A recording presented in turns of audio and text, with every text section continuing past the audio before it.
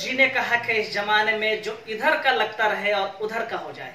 जी हां, नीतीश कुमार ने एक बार फिर से पलटी मार ली है और 9वीं बार बिहार के मुख्यमंत्री बन रहे हैं। वो लगातार पलटू राम के नाम से मशहूर रहे और 2014 के बाद से लगातार पलटी मारकर कभी बीजेपी के साथ, कभी राजद के साथ, ऐसे करते करते वो लगातार सरकार बनाते रहे। इस सरकार में भी वो तीसरी बार शपथ लेने जा रहे हैं। नीतीश जी ने पलटी मार दी है। जी बिल्कुल मार दी है, उनसे और कुछ एक्सपेक्टेड ही नहीं है।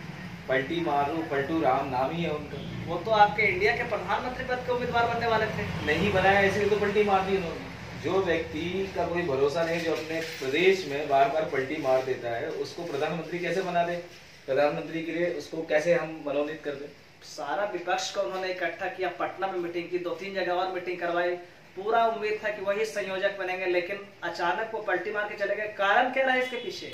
देखिए, संयोजक एक अलग बात है और प्रधानमंत्री पद एक अलग बात है। हम उन्हें संयोजक तो बना सकते हैं, मगर पलटू राम को कभी प्रधानमंत्री नहीं बनाया जा सकता। तो यही शायद एक रीजन रहा कि ये कह रहे थे कि हमें प्रधानमंत्री बनना है, और जो गठबंधन था इंडिया, उन्होंने मना कर दिया कि नहीं, आप प्रधानमंत्री के लिए नहीं है, क्योंकि ऑब्वियसली पलटू राम है, ये कभी भी पलट जाते हैं, कितनी बार पलट चुके हैं। तो अब इंडिया के कुछ भविष्य दिख रहा है। बिल्कुल दिख रहा है। देखिए, तो वो वाली बात हो गई कि जो दुल्हा था वो भाग गया, बाराती सब कहाँ जाएंगे? नहीं, दुल्हा नहीं भागा है, दूल्हे का मामा भाग गया। अच्छा, दूल्हे का मामा भाग और फूफा भाग गया, ये समझ लीजिए। देखिए, सबसे अच्छी बात ये होती है पार्टी में, पार्टी हमेशा हारती है भीतर घात से। अगर नीतीश हमारे साथ रहते और उसके बाद अंदरूनी काम करते तो उससे हमें ज्यादा खतरा होता। आज हमारा दुश्मन साफ तौर पे बाहर चला गया, तो ये हमारे लिए खुशी की बात। अब तो वहाँ नीतीश और बीजेपी दोनों साथ हो जाएंगे, फिर हराएंगे कैसे आप? वहाँ तो दोनों मजबूत हो जाएंगे मिलके। देखिए, जनता सब समझती है। पलटू राम हम नहीं कह रहे, पूरी जनता कह रही है बिहार की, और सबको समझ में आ चुका है कि ये जो नीतीश कुमार है और ये जो बीजेपी है, इनका कोई विचारधारा नहीं, और विचारधारा सिर्फ आरजेडी की। हम जिस जगह पर रहते हैं हम वहां पर खड़े रहते हैं, ठीक है, और इनकी कोई विचारधारा नहीं, ये सिर्फ कुर्सी के लोग हैं।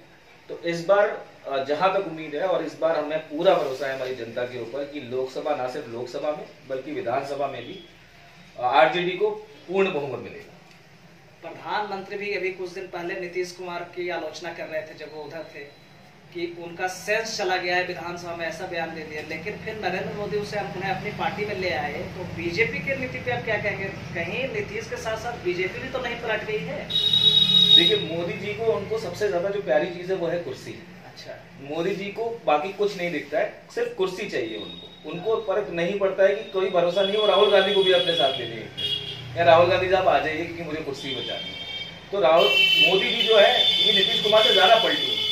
ये कोई बात बोल देते हैं तो उस पर फिर पलट जाते हैं, और बाद में फिर उनकी जो सोशल मीडिया है, उनका जो पीआर टीम है, वो उसको कवर अप करती रहे। नीतीश जी से ज्यादा बड़े पलटू तो मोदी जी हैं। कुछ दिन पहले तक आप नीतीश जी की आलोचना कर रहे थे कि नीतीश जी बेकार नेता है, उनका सेंस चला गया है, ऐसा इंडिया गठबंधन का नेता है जो कि कुछ भी बोल देता है, और आज वो साथ आ गया। राम मंदिर के बाद ही माहौल नहीं बना था देश में। ऐसा कुछ नहीं है।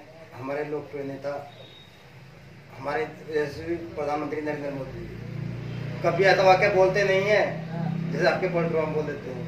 मोदी जी जो कहते हैं वो करते हैं, देखो करके दिखाया भी है। अब तो पलटू राम आपके साथ आ गए ना। ऐसे पलटू राम तो पता नहीं। यही बात बोलना चाहूंगा कि पहले भी आए थे ऐसे। अभी मोदी जी का दिमाग घूम रहा है, उनको पता ही नहीं है कि चल क्या रहा है। उनको लग रहा है कि ये भी आ जाए मेरी पार्टी में भी, ये भी आ जाए, मेरी कुर्सी बच जाए। इस बार बीजेपी का सुपड़ा साफ है, बिहार में भी और पूरी लोकसभा चुनाव में भी। क्या कहेंगे? कह रहे देश में भी खत्म हो जाएगी बीजेपी इस बार। कोई बात नहीं, आने वाला वक्त बता देगा। सबको पता है, ऐसी बात नहीं। बीजेपी भी कहती फुल बहुमत से सरकार बनेगी बीजेपी। देखिए, बीजेपी भी कहती थी कि चाहे कुछ भी हो जाए, दरवाजा बंद हो गया नीतीश के लिए। दरवाजा खुल कैसे गया? ये तो खुलते रहते हैं। कुर्सी मोदी जी को कुर्सी प्यारी है, मोदी जी को सिर्फ कुर्सी प्यारी है, भले कोई आ जाए पार्टी में। मोदी जी को ऐसी कुर्सी नहीं है। तो मोदी जी पहले भी सरकार बनी है बीजेपी की, इसकी क्या नाम राजद ने। नीतीश जी पलटी मारते रहते हैं, कभी राजद के साथ, कभी बीजेपी के साथ, होते रहता है, ये चलती रहती है इनकी। आरजेडी के साथ भी बनी, आरजेडी के साथ सरकार से पहले भी वादे किए थे, हम बिहार के लिए काम करेंगे, वो काम करेंगे। कौन सा काम किया उन्होंने? बीजेपी के साथ कौन सा काम कर लेंगे? अब फिर भी बहुत कुछ कोई विचार ही नहीं है। आपको भी यही लग रहा है कि अब ये कौन सा काम कर लेंगे, तो सिर्फ एक काम करने के लिए आए हैं ये बीजेपी में, सिर्फ मोदी जी की कुर्सी बचाने के लिए। और नीतीश जी आपके साथ आ गए हैं। डर और भय इसी को कहते हैं, डर हो या भय, आदमी के अंदर दोनों में से एक चीज होनी चाहिए। सीबीआई का डर था या ईडी का? ईडी का तो ईडी तो है कि नहीं, हर बार ईडी का ही सपना देखते हैं। ईडी पीछे लगते डाउन रहता आदमी।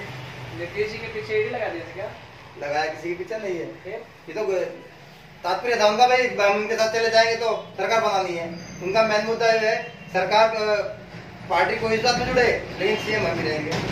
और हर बार देखो कभी उसके साथ जाता है तो सीएम बनता है, इंगा आता है तो सीएम बनता है। खुशी है कि नहीं है? ये बीजेपी के आप सपोर्टर हैं, आपको खुशी है कि नहीं सरकार बन गई है बीजेपी? तो बीजेपी के नुकसान की बात हो रही है।